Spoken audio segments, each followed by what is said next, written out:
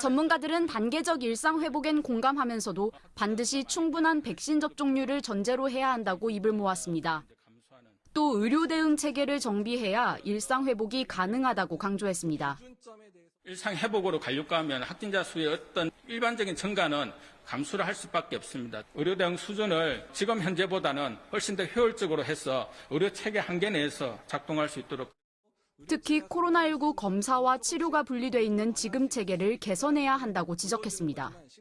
선별이로서 일본 컨테이너를 몇 개씩 만들거나 드라이브스루 이런 방법들은 그러니까 확진자가 급증하는 상황에서 아주 유용하게 썼던 방식이기는 합니다. 하지만 우리가 감기 환자, 호흡기 환자들이 이런 방식으로 진단을 받은 적이 없었고요.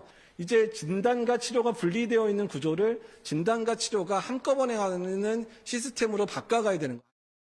확진 판정을 받은 뒤 무조건 격리가 아닌 중환자 중심의 입원 치료가 필요하다는 목소리도 나왔습니다.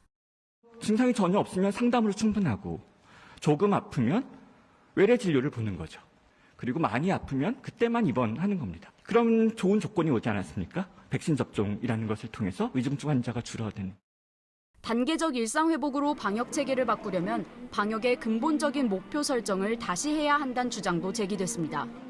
방역의 목표가 단지 확진자 수를 줄이거나 사망자 수를 줄이는 것을 넘어서서 예를 들면 아이들은 학교에서 얼마나 잘 공부를 하는지, 노인과 장애인들은 얼마나 잘 돌봄을 받는지, 자영업자들은 얼마나 폐업하지 않고 계속해서 영업하는지 이런 것들이 방역의 목표가 돼야 된다. 전문가들은 무엇보다 바뀔 방역 체계에 대한 국민의 공감대가 중요하다고 입을 모았습니다.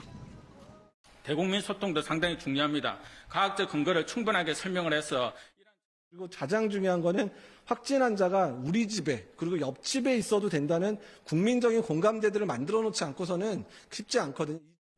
방역 당국은 이달 중순 한 번 더 공청회를 열어 단계적 일상 회복에 대한 전문가 의견을 들을 계획입니다. TBS 백창은입니다.